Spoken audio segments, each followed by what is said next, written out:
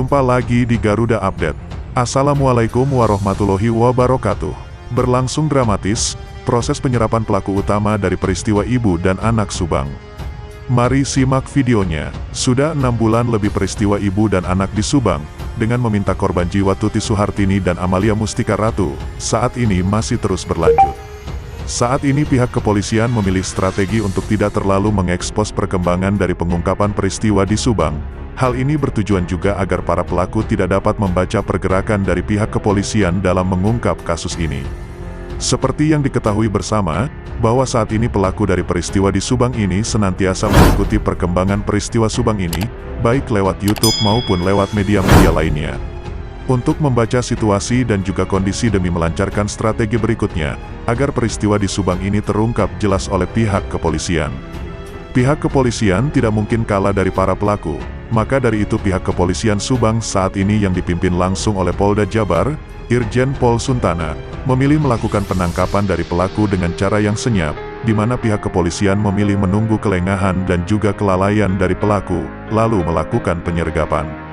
Kapolda Jabar sendiri juga mengatakan, bahwa pihaknya sudah menemui titik terang terkait dengan siapa yang sesungguhnya sebagai pelaku Subang, sebenarnya dan juga saat ini tinggal menunggu waktu penangkapan saja. Direktur Reskrim Polda Jabar sudah melaporkan perkembangan dari peristiwa di Subang ini, dan sudah adanya titik terangnya. Irjen Pol Suntana di sela-sela kegiatan bakti sosial di Kampung Adat Kasepuhan, Ciptagelar Kecamatan Cisolok, Kabupaten Sukabumi, pada Jumat tanggal 18 Februari tahun 2022. Menurut Suntana, untuk mengungkapkan peristiwa ini pihaknya pun sudah menggandeng sejumlah ahli dan juga perkembangannya saat ini sudah ke arah positif, dan juga ia pun optimistis dalam waktu yang dekat bahwa pelaku bisa saja segera ditangkap, dan mempertanggungjawabkan perbuatannya. Kita berharap pernyataan dari Kapolda Jabar tersebut bisa segera terrealisasi, agar pelaku yang sudah lebih dari 6 bulan berkeliaran bebas ini, dan menghirup udara segar ini agar segera ditangkap, dan mempertanggungjawabkan perbuatannya. Ada perkembangan terbaru dalam pengungkapan peristiwa ibu dan anak di Subang ini, yang terjadi pada tanggal 18 Agustus tahun 2021, pada pertengahan Januari tahun 2022. Ternyata tim penyidik dari Polsek Jalan Cagak Subang, mendatangi rumah Yosef terkait peristiwa ibu dan anak di Subang. Yang menarik yang ditanyakan oleh tim penyidik kepada Yosef adalah rumah TKP Subang.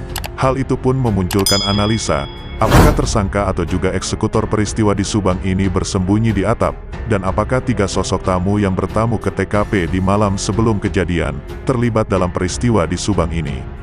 Atau apakah mereka itu dalangnya, seperti yang diketahui, salah seorang kuasa hukum Yosef dan juga Yoris, jika peristiwa ibu dan anak di Subang, Fajar Sidik mengemukakan, bahwa sekitar pertengahan Januari tahun 2022. Pak Yosef pun didatangi oleh tim penyidik dari Polsek Jalan Jagak. Tim penyidik mendatangi rumah Yosef untuk mengklarifikasi 3 hal. Menurut Fajar, tim penyidik peristiwa di Subang ini meminta klarifikasi soal kunci pintu belakang TKP, soal tangga dan juga atap rumah di TKP. Sekian informasi dari kami, semoga bermanfaat. Sampai jumpa di video berikutnya. Terima kasih. Wassalamualaikum warahmatullahi wabarakatuh.